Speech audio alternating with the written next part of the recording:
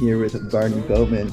So you've been coming here to the WSOP for quite a while now. Yeah. Can you bring me back to the first main event that you played in? Were you nervous? Do you have any fond memories from that?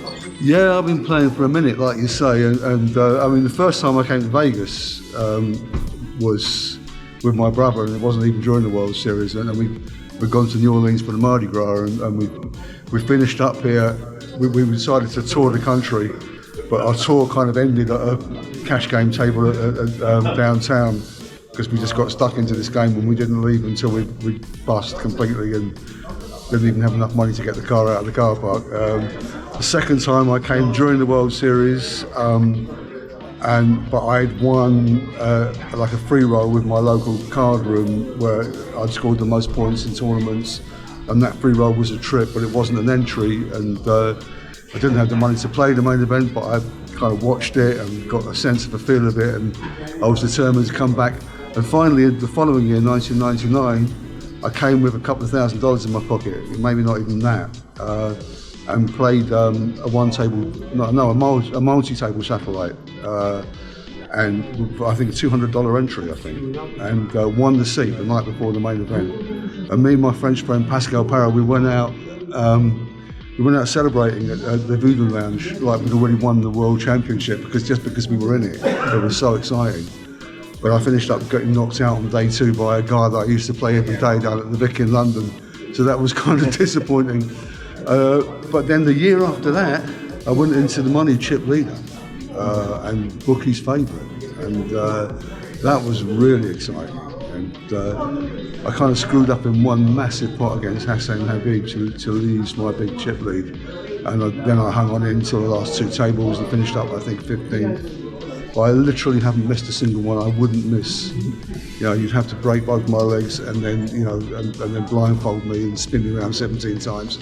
I'm always going to find this place, and I'm always going to play. It sounds like it's basically Christmas Day for you. It is. That's exactly it. Do you only get more excited throughout the years?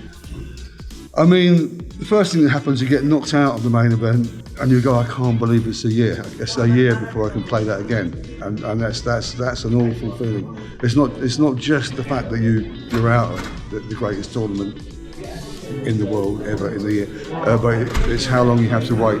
This still is it. Like you say, it's Christmas Day, and I can't wait to go and open my stocking. I think I've got 100,000 little presents in there to play with. For you as a seasoned pro, like, what's the measure of success, and throughout the years, has that changed at all for you?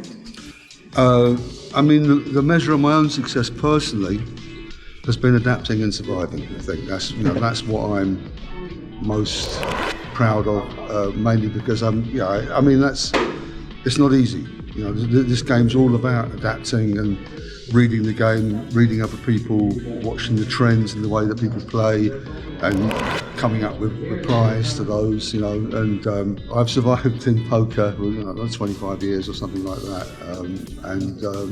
so I guess I've got the hang of it now. Mm-hmm. In the main event, do you find the table draw an important factor? I know there's like plenty of people who don't want to sit down with you. Are there people you're trying to avoid yourself?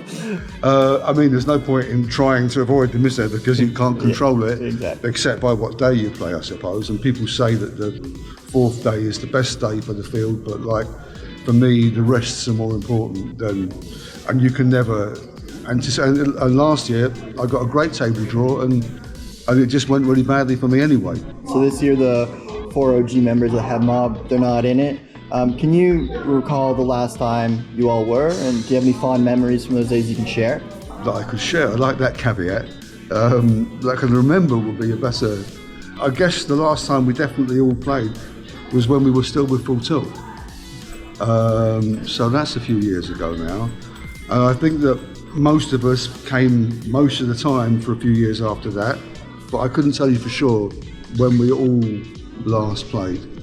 But yeah, it used to be, it was fun obviously when we went around as a crew, and we kind of, we shared 5% from just one, we always rooted for each other, we gave each other bits of advice.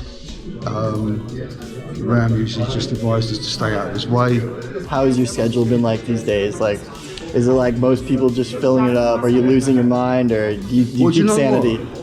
It helps that I have my partner with me, and because of that, partly, and because of my own schedule and my own the physical demands on me, I've played a lot less actually this year than ever I had when I've been here for this much time, and that's worked out. You know, and I focused on Omaha events actually, and apart from the 10k Omaha, I cashed in every other Omaha event that I played. I haven't had any huge results. I mean, I haven't made one final, the round of each, and I lost a massive pot with jacks against ace deuce all in before the flop for like 40% of the chips. That, you know, could well have been a bracelet if those jacks had stood up.